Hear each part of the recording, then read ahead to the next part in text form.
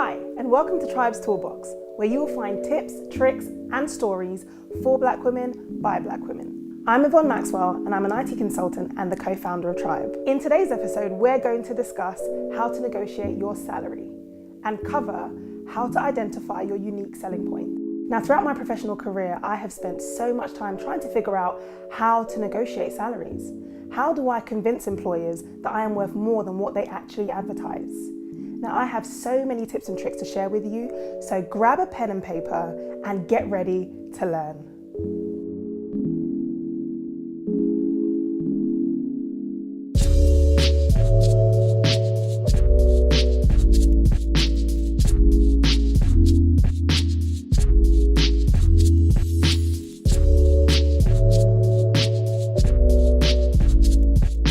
Stage 1, know your worth.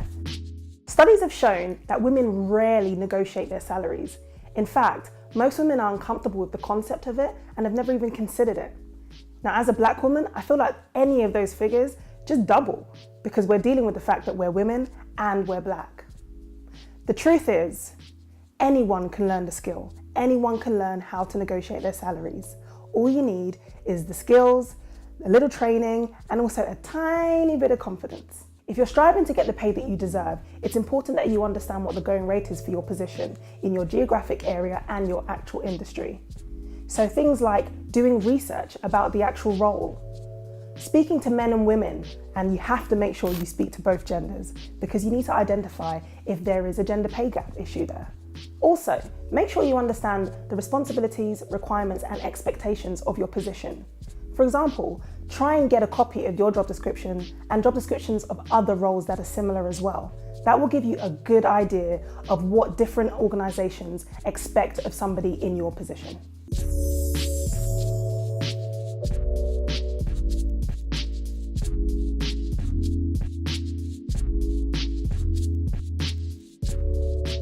Stage 2, identifying your unique selling points, or USPs.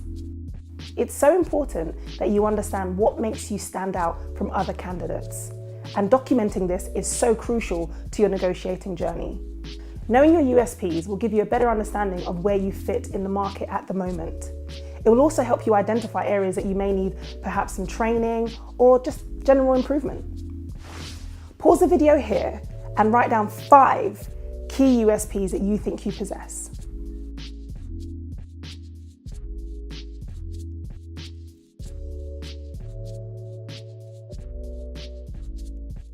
Great, let's have a little look at what you've written down.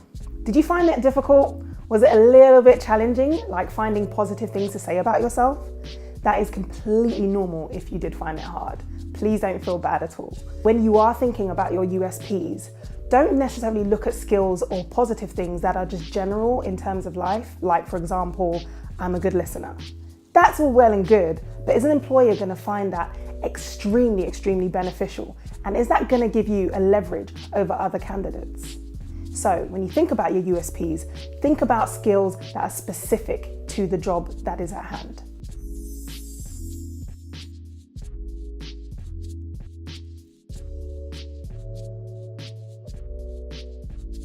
Stage 3. So how much do you actually ask for? Now, there's a simple equation that can guide you in terms of understanding how much to actually ask for when negotiating your salary. For a seasoned professional, your equation will look something like this. Now, combining what you've earned in previous roles with the research that you've done on different job salaries within the market, plus the work that you've done to identify your USPs, that will give you your desired salary range. Now, please make sure that you actually have a specific number within that range that you have in your mind when you go into negotiations, as opposed to trying to going with, say, 30 to 35K, going with 33.5. For people who are just entering the market, so for example, a graduate or maybe someone who's had a very long job break, the emphasis is going to be placed on the research that you've done across the job market and also your unique selling points, as opposed to how much you've earned in previous roles. Now, don't be afraid, again, to find something that's within that range, but again, probably be a bit more flexible because after all, you haven't had as much experience as others. Stage 4, timing is key. Starting discussions about salary prematurely can give off the completely wrong signal to employers. Now, what they see when you do it too early is this person doesn't care about actually fitting into the organization. This person doesn't actually care about the role. What they want is that money. So for those negotiating promotions, why not do it within your annual or your 6-month review? Or perhaps you have a performance review scheduled. Doing it in these settings will give you a structured space in order for you to actually enter negotiations with your employer. Stage 5, let's talk tone. Any negotiations should be approached in a professional and reasonable manner. Whether negotiating for a new job or a promotion, the focus should always be on your achievements and your performance. One of the golden rules to salary negotiation is don't mention any personal justifications or reasons for wanting more money. Like, I know your rent just increased, girl, and I know that childcare costs are expensive, but just don't mention it. The likelihood is that a lot of your employers or a lot of your colleagues are also experiencing the same strides, so don't mention it at all. Find other justifications as to why you deserve more money. Now, I'm going to be real with you. Salary negotiation is not easy. It requires practice and a confidence in who you are and what you bring to the table. So over the next couple of days, I'd like you to do some role play exercises, either with a friend or practice in the mirror by yourself. I personally prefer the mirror option. And just ask yourself, what do you want? What do you bring to the table? Why do you want it? This will build your confidence in actually using the language on how to negotiate. It will also build confidence in knowing who you are as well and what you bring to the professional table. Stage 6, it's not always about the money. So is asking for more money the best option for you? Because there are so many other benefits that you can ask for when negotiating. For example, greater flexibility in terms of your start and ending time at work, or perhaps even more annual leave, or even stocks and share options. These are just a few of the options that you could consider when negotiating for other benefits at work. Pause the video here and write down 5 to 10 options and benefits that you could ask your employer for that do not involve money. You'd be surprised what you can think of.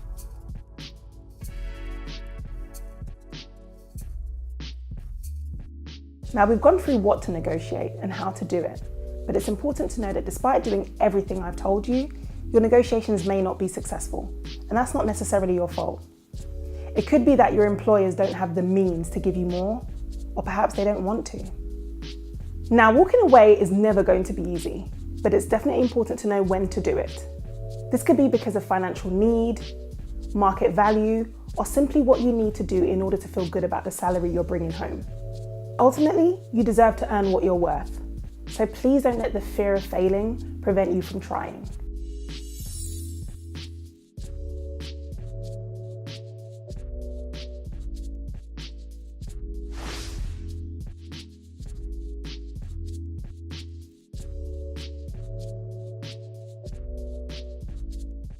Thanks for joining us for this episode of TRiBE's Toolbox. Make sure you like and subscribe.